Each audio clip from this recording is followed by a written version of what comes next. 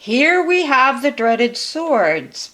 Now, I wish to say that swords people are not to be feared. It's true that traditionally they represent people who are rather austere, severe, maybe even mean, difficult, but that's not always the case. Now, the sword suit represents the element of air. The air element, or the face or court cards of the sword suit, could represent a lot of mental effort or mentality, an intellectual or great intellect. Swords people are very often associated with judges, lawyers, people like that, CPAs, people who have to think a lot for a living, and might even represent an aeronautical engineer. But someone who can cut away all the extraneous stuff and get to the heart of the matter and really see things for what they are in black and white. It could represent a mathematician or somebody who works with numbers.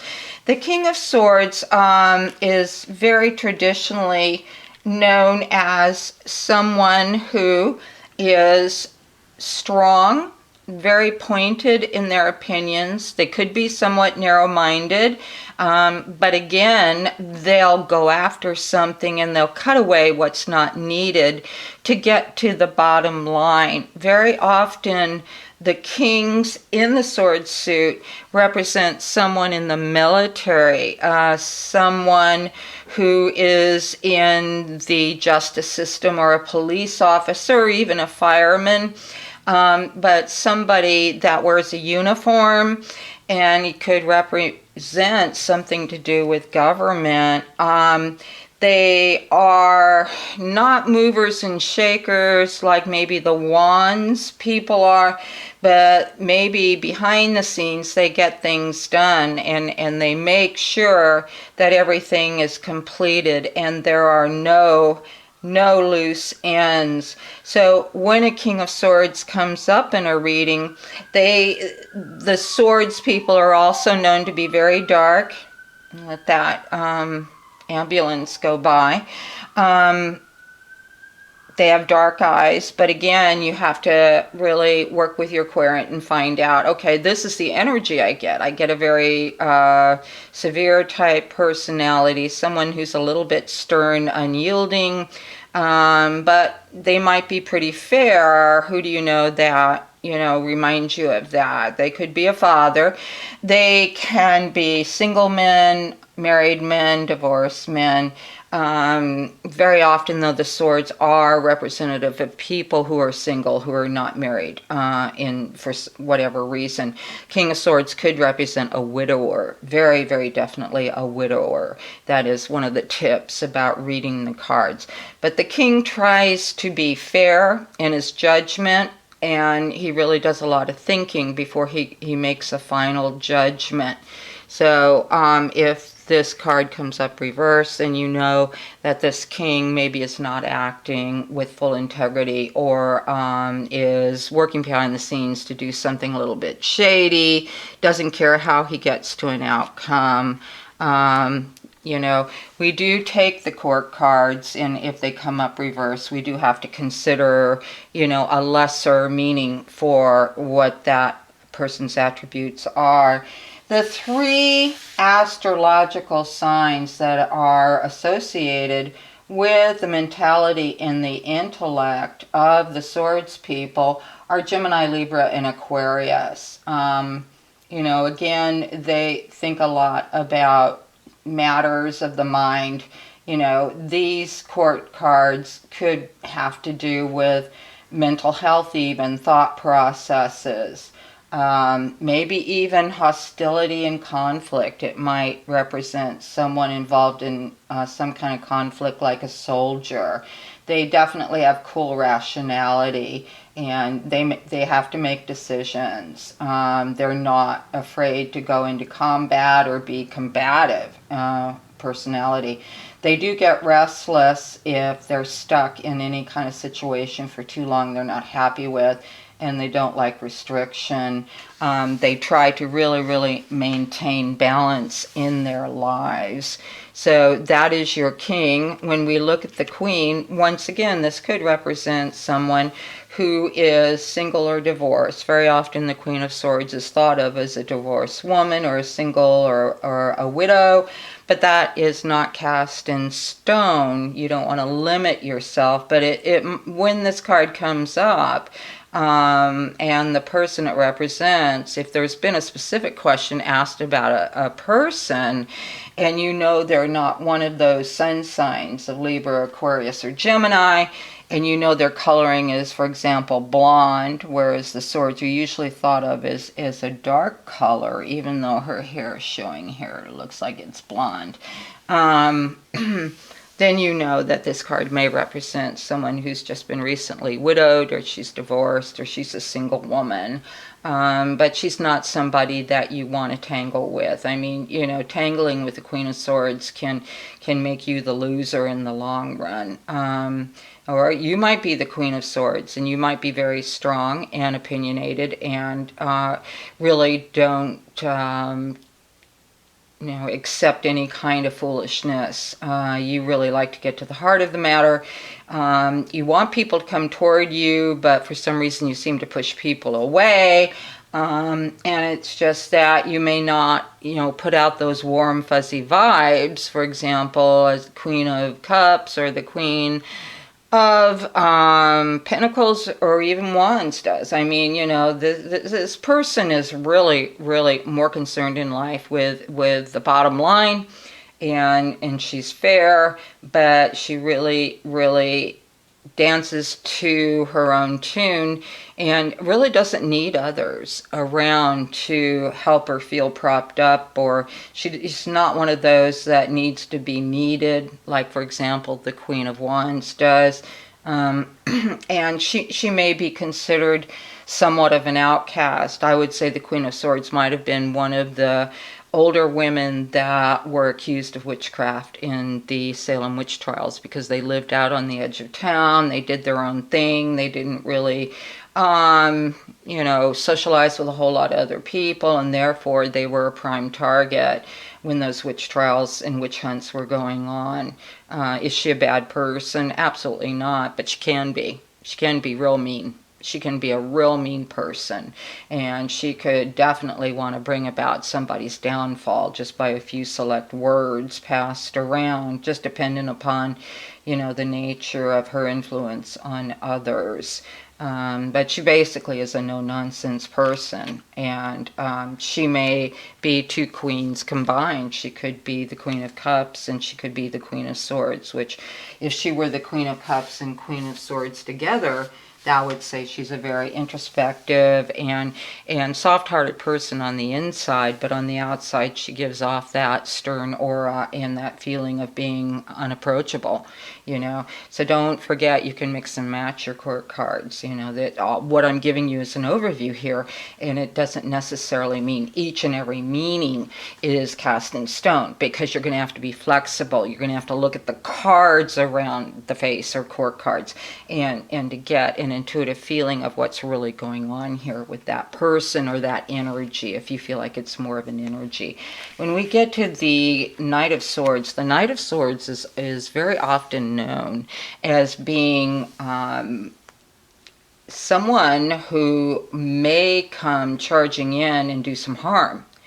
But by the same token, the Knight of Swords can also represent someone who comes in to save the day. And this could be a soldier on the battlefield doing something very, very brave to help out his fellow soldiers, her fellow soldiers. So he comes in with one focus or one thought in mind, and will definitely, he's the knight in a charge. He definitely is going to get something taken care of in no uncertain terms, and will slash and cut his way through things to get that to happen. To me, I don't get that feeling like some people do, that the Knight of Swords is a bad person or a bad man, young man.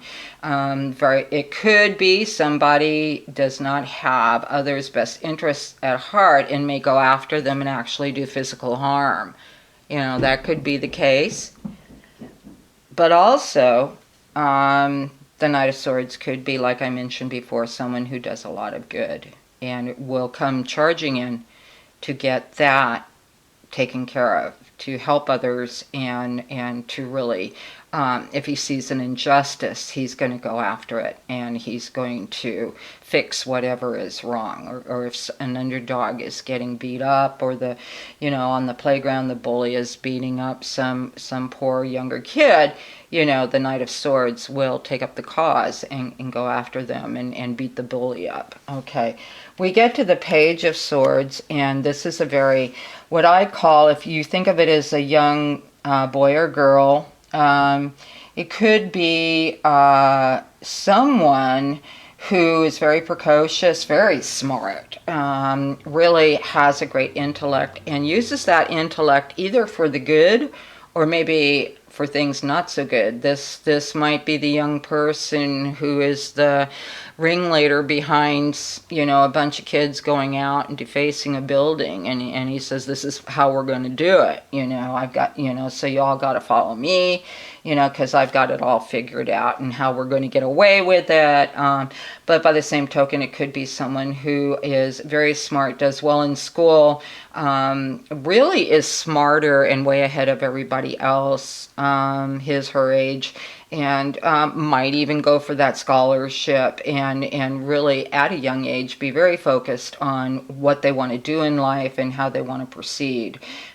This young person really could go a long way, but they may not know. They will finish what they start, but it does not always guarantee, like in the Page of Pentacles, that it's going to be a great monetary gain. They are just the problem solvers, and they figure out how to do things, and then they have to incorporate maybe the Page of Wands or the Page of Pentacles to get things to start percolating, to start happening.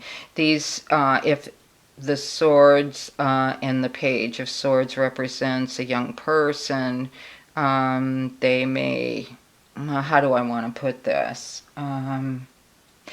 They could tell lies. They'll cover up, but they don't want to look bad, and so they could tell convincing lies, but they're more quiet. They're not verbose. They're not out there. If somebody gives them a hard time, or they disagree with someone else, or even an authority figure, they will figure out a way to manipulate that person to come around to their own point of view. So they're, again, they're smart, precocious, but they're not always, acting in full integrity. If this card has to do with some kind of a message coming, I always like to think of the sword as a written message, so it could be an email coming electronically.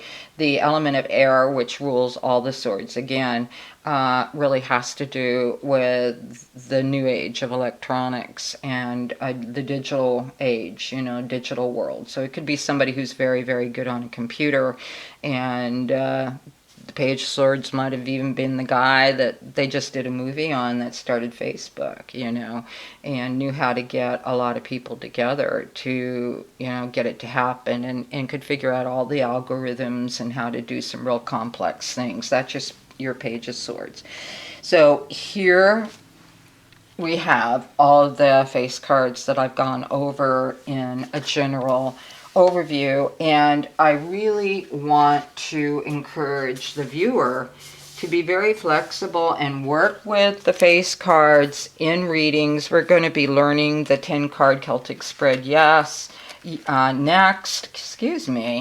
and how they come up and how you look at the cards around them and how you determine, is this an energy, is this a person, is this a relative, is this a friend, is this somebody, a co-worker, is this a child of mine or a child of a friend? You know, what does this mean? What's going on here when these face cards come up? And they really do throw people who see them as an outcome of a reading. So we're going to even go into that. Is like you do a 10-card spread, the 10th card is the outcome of the reading, the final outcome, and here you've got a face card. So what the heck does that mean? How do I work with that? Well, we're going to be going over it in the next few movies that I'm going to do. So enjoy working with your face cards. Don't be afraid to work with them, and use your notebook to... This is what I did in the beginning. I wrote down the King of Wands, and then I went in to my inner self and wrote down what this card made me feel like. You know, what people in my life could be represented by the King of Wands, and how they affected me in my life. Okay, one more final little tidbit about working with face cards. You may come up with a face card of a person, and let's say you don't have a great relationship with your mother.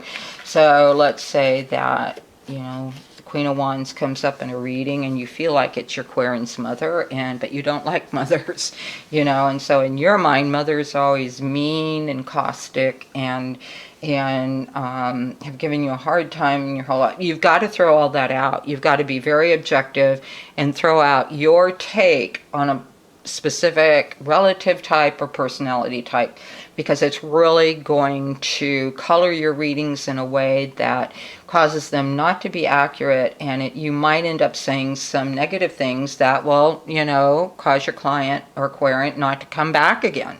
Or you might upset someone in your family if you're doing a reading for a family member, which I hardly ever do, even if they beg me, unless it's really, really, really crucial. I hardly ever read for my family, because you never know, something that might be said that may be carried on forever as a great big resentment or spread throughout the family. So I usually don't read for family unless it's an emergency. But just be very open. Please be very objective, and try not to pull in your own negative experiences in life toward a personality type. For example, blonde people. All my relationships were destroyed by a blonde woman, so therefore I don't like any blonde woman come up in a reading, and I don't like them, and I'm going to tell my clients that all blondes are not to be trusted, and they're just out to get men and wreck your home life. You know, things like that you've really got to be on guard about. So enjoy, and there will be more movies coming soon. Thank you for watching.